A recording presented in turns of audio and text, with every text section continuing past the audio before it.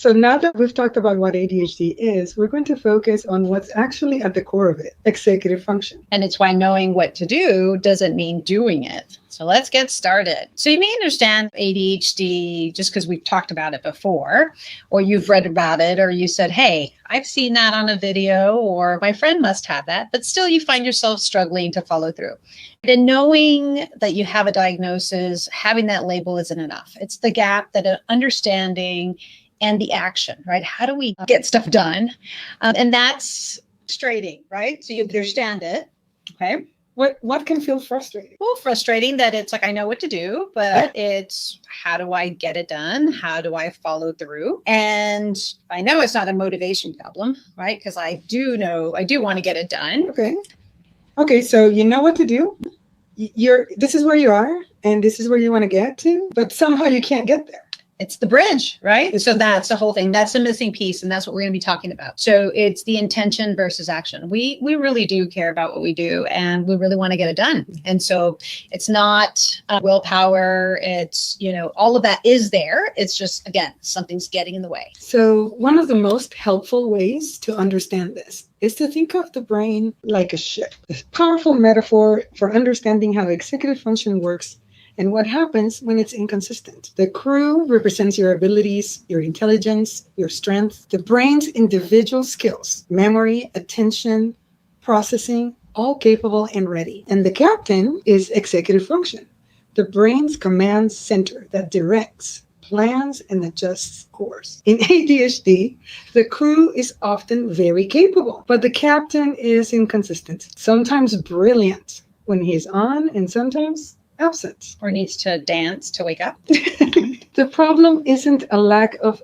ability. It's unreliable coordination of that ability. So executive function is your brain's management system. You can call it the conductor, the captain of the ship. It's the one in control. The foreman? Yes. It's enough. There's so many that we can use, right? It's a set of mental processes that says, hey, this is intention. Let's turn it into action. It operates behind the scenes of nearly everything you do. It's what helps you start tasks, initiating action, even when motivation isn't immediate. It helps us stay focused, maintaining attention on what matters despite distraction. Organize, right? To help us structure tasks, times, information, all affect pressure.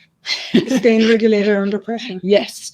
And following through, right? Persisting to completion, even when that interest fades. It's a tough one. All right, especially if that's one of our weak ones.